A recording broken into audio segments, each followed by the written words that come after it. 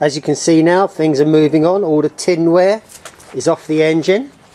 Put some little rags into the inlet manifold so that no dirt goes into the engine at this stage.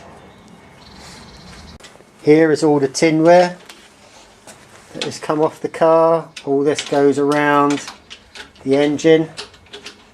That's the top plate there. That is the alternator and fan. And over there are all the inlet manifolds and airbox. Don't know what the other bit is called, the air plenum perhaps, and the fuel distribution unit. So they've all come off the car in the last hour.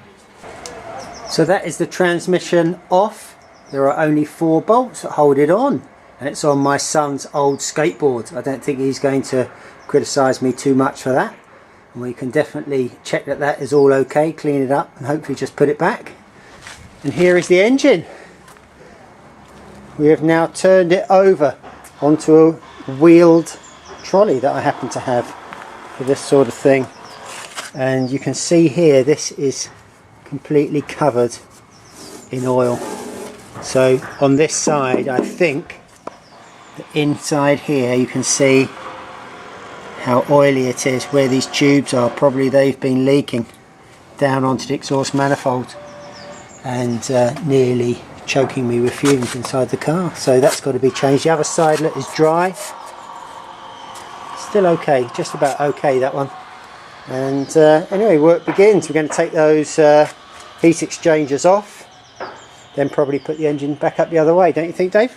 I think so. Yeah. So we go here. So there is one heat exchanger off the car, and that took quite a bit of effort. And here is the other one, and the big gun is still attempting to get this one off, because it transpires that on the back there, can you see that? There are some 3 exhaust nuts, and they have effectively rusted themselves onto those studs. Now on this side we managed to get it off, but look at this. Here is one here. It's rusted itself onto that stud, and the only way to get it off was it sheared the stud off.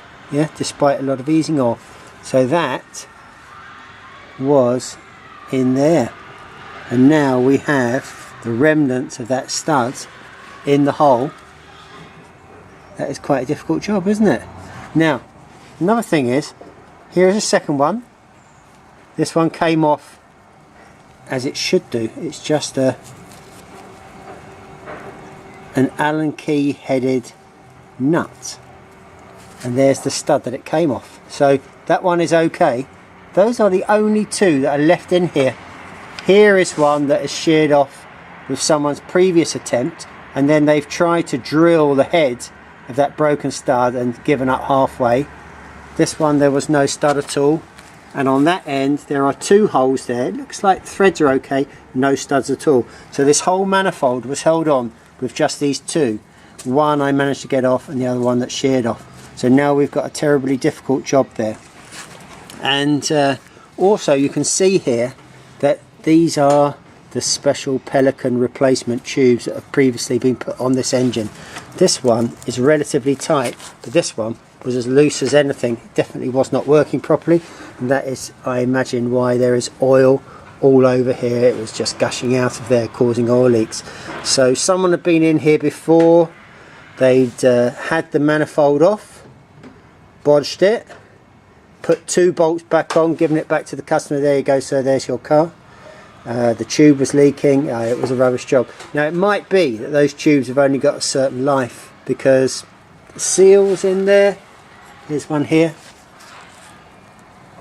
didn't look to have anything wrong with them exactly, but the oil was just leaking past it. Yeah. So on the other side there we've got a terrible job. We cannot get those bolts off those studs.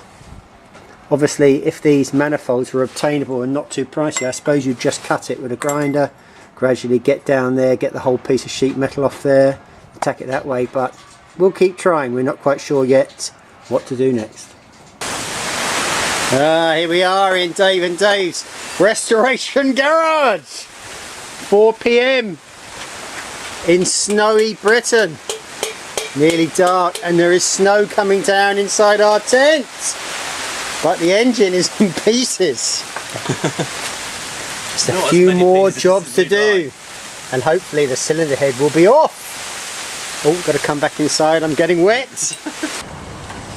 Well, that is the end of day one of engine dismantling work on our Porsche 911 RS 2.7 litre engine.